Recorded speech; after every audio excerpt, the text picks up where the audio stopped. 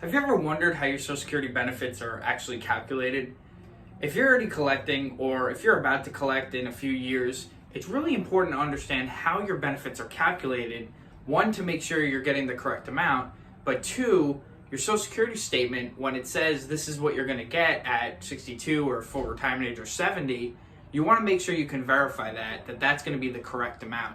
And for a lot of times, that amount on your Social Security statement is going to be a little inaccurate just by the way that Social Security Administration makes assumptions and estimates. So we're going to give you exact step-by-step on how to calculate your benefits so that you can do it on your own and understand what you're going to be getting from ages 62 all the way through age 70.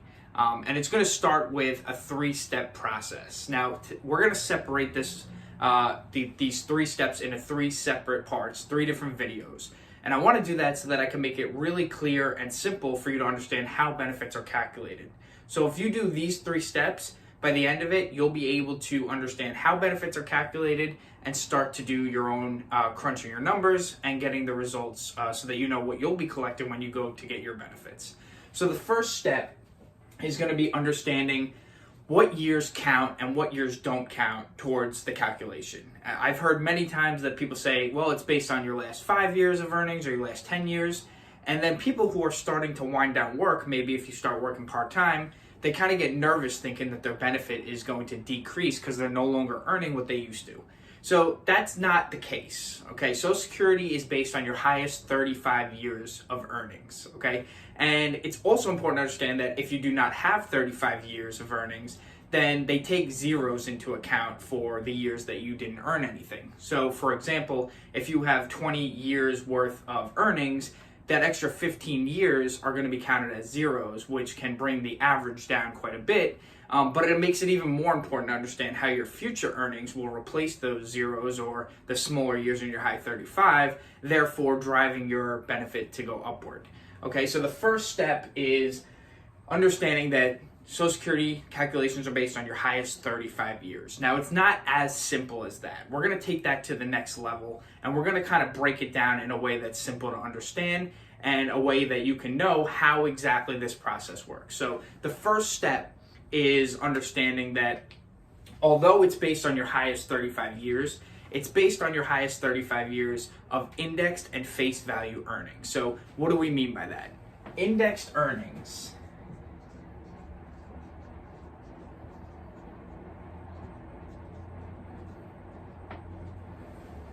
your indexed earnings mean from age 59 and prior. From the start of your career through age 59, all of those earnings you have or that you've had in the past are all indexed for an inflation factor for that specific year. Okay, and all that means is that when you see your earnings record from Social Security of what you earned, it's not actually counting that towards the calculation. It's taking those earnings and it's multiplying them by the indexing factor for that year. So let's give an example of this. If you earned in 1980 $10,000, and in 1980 the indexing factor for your specific case is 3.71,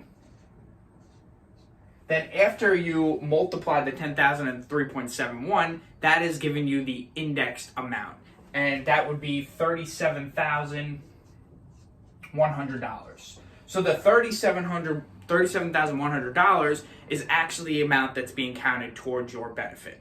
Okay, so they take your highest 35 years of indexed earnings, and that's how they figure your how your benefits are calculated.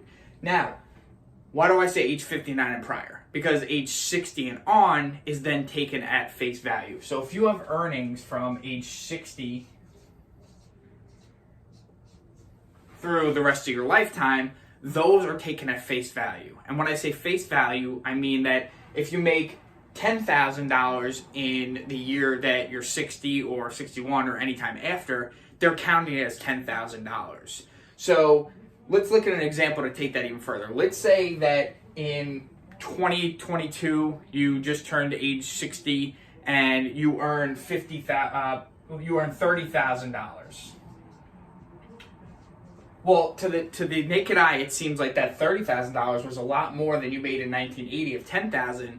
But because of the indexing factor, this is indexed for 37,100, which is more than the 30,000 you're making today. So you have to replace your smallest indexed year in order to replace the smallest year and get an increase in your benefit. Okay, so to sum it up, from age 59 and before are all indexed for the inflation factor for that year, and age 60 and on, the numbers are taken at face value. Once you get all of your sum of your highest 35 years of indexing and face value earnings, that creates the sum of your highest 35 years, okay? And that's the first step in calculating your benefit. To find out kind of what the indexing factor is, because that's what it's going to be a part of this, is, it's based on your full retirement age, and it's also based on the year that you were born. So everybody's indexing factors might be a little different. And not every single person, but a specific age group and birth year and things like that, that might change your indexing factor. So in order to kind of figure out what your earnings record should be multiplied by for each year, you can do this by using our comprehensive Social Security planning software. Essentially, we have a PIA calculator that you can use, which is a benefit calculator where you can put your earnings record in, and you'll also be able to see automatically based on your age and the year you were born, what the indexing factor is for you for those specific years. And it'll give you an exact breakdown of your earnings record multiplied by those indexed earnings, and you'll be able to see what your sum of your high 35 years is. So again, we have 2 more parts to discuss in calculating your benefit. We're going to have 2 more videos, one for each of the next 2 parts. But in the meantime, if you want to get started with calculating your benefit and you want to use our Social Security planning software, to do so, you're absolutely able to do that. I'm going to put a link in the description below. If you thought this video was helpful and you want to see more of how benefits are calculated on the next 2 videos, click the subscribe button, and I'll see you next time.